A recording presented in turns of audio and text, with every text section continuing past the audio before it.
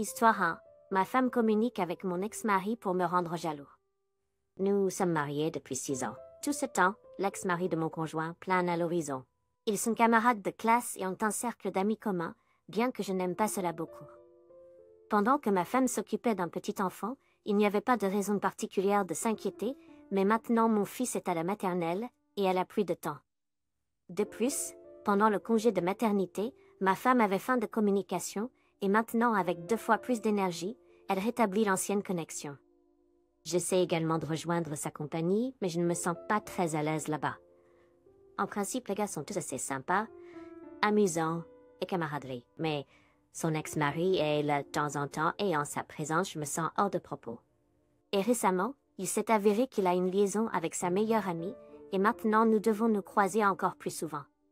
Je ne comprends pas comment ils arrivent à communiquer si facilement comme si rien ne s'était jamais produit. Personnellement, je ne serais pas à l'aise avec ça.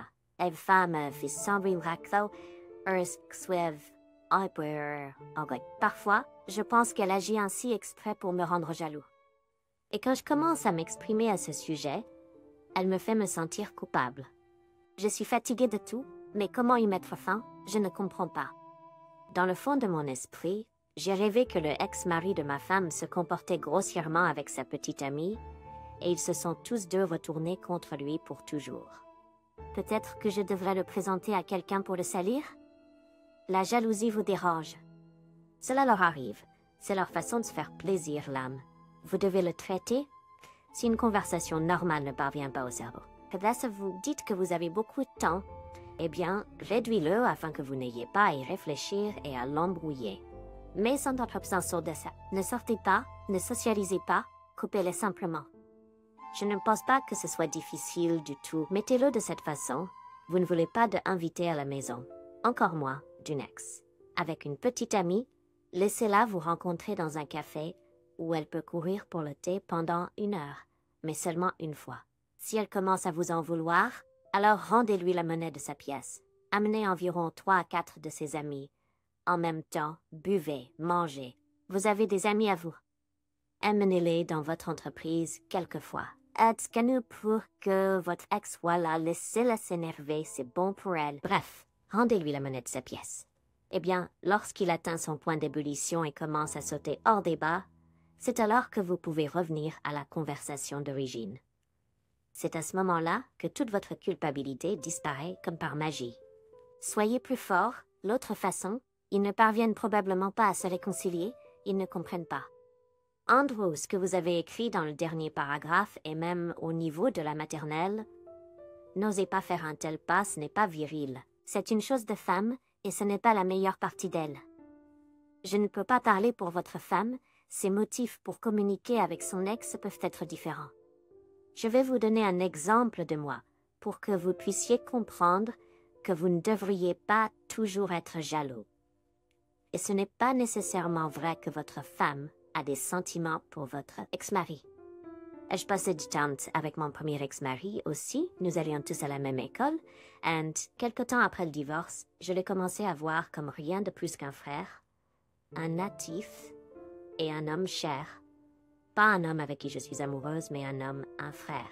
Quand je me suis mariée pour la 2e fois, je n'ai pas coupé les communications, mais je les tenais un minimum. Et en général, je ne me trouvais en compagnie que lors d'occasions importantes, et ainsi de suite, lorsqu'on avait besoin d'aide. Je ne l'ai pas dit à mon mari. Comme communication, parce que l'attitude m'avait mon frère Maris. D'ailleurs, je l'ai présenté à l'un de mes meilleurs amis. Ils sont ensemble depuis 5 ans. Depuis 5 ans, et ma fille a 4 ans.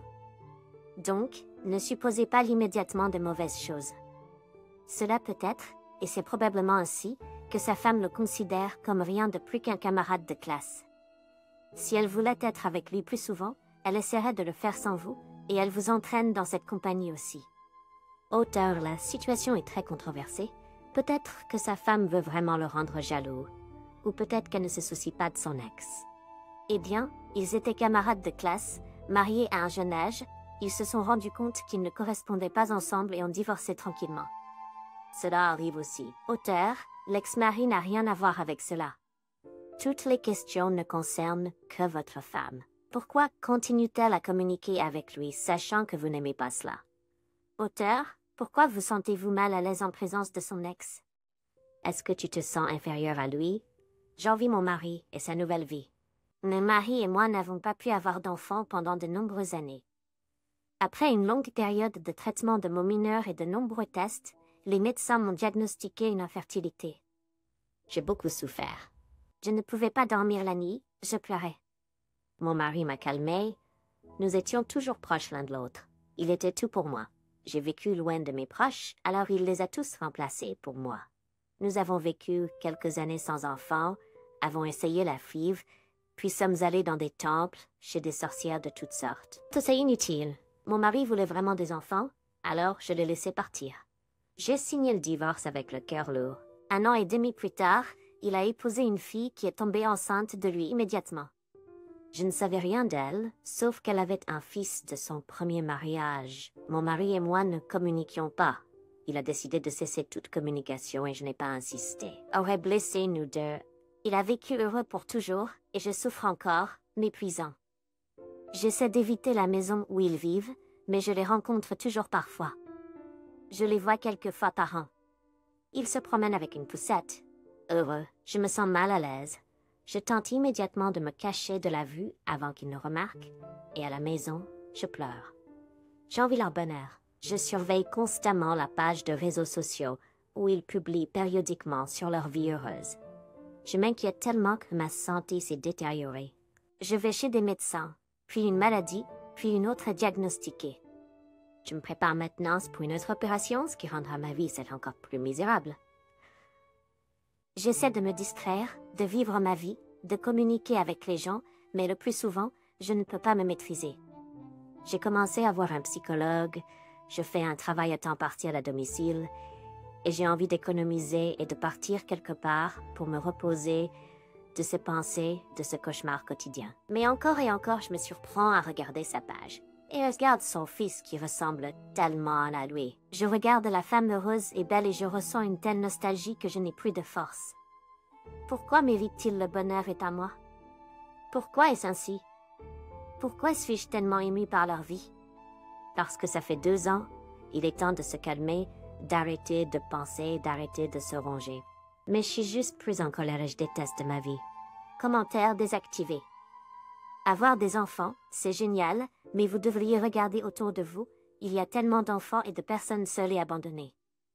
Si vous n'êtes pas prêt à les accueillir chez vous, vous pouvez devenir un ami et leur rendre visite, les aider, leur parler. Vous n'avez pas besoin de vous concentrer autant sur votre humeur et de réfléchir à la manière de guérir et de vous divertir. Faites du bien. Ne vous êtes plus pas en regard de la vie de votre ex-mari sur les réseaux sociaux, il ne fait plus partie de votre présent. Essayez de faire connaissance avec un veuf avec des enfants. Je suis sûre que vous serez capable d'aimer son enfant. Ne pensez pas que votre ex-mari mérite d'être père pour quelque chose et pas vous. Les prodigues, les criminels et les alcooliques ont tous des enfants. Ne pensez pas à votre manque d'enfants comme une punition pour quelque chose. Et constamment surveiller la page de réseaux sociaux de votre ex est comme, excusez-moi, du masochisme. Jim, vous pourrez y aller un tas de wallet. En général, supprimez-vous de tous les réseaux sociaux, de sorte que vous ne pourrez pas visiter les pages d'autres personnes et observer leur vie à la place de vivre votre propre vie à fond. Vous économisez pour des vacances de toute façon, alors essayez de t'élever des pèlerins dans des lieux saints. Si nombreuses de bonnes choses se produisent, la principale chose est de demander et de croire. Saisissez n'importe quelle paille, c'est mieux que de s'en prendre à soi-même avec l'envie. Cela ne vous rendra pas plus incentif. Vous ne pouvez peut-être pas avoir d'enfant avec votre ex-mari, et vous rencontrerez un autre homme à vous, et tout se passera bien pour vous. Le principal est de ne pas perdre votre foi. A.W. Auteur. Réveille-toi. Tu es libre, tu es ton propre enfant, tu veux faire une promenade, aller aux toilettes, à la piscine, à la randonnée norvégienne ou même au tissage de laine d'alpaga. Économise pour des vacances, marche au bord de la mer, des montagnes, de l'océan, de l'Europe, etc. Tu es investi là où tu veux, quand tu veux. C'est ça le bonheur. Juste, bois pas. Ton ex-petite amie, ne montre que Spitz est un peu sur les réseaux sociaux.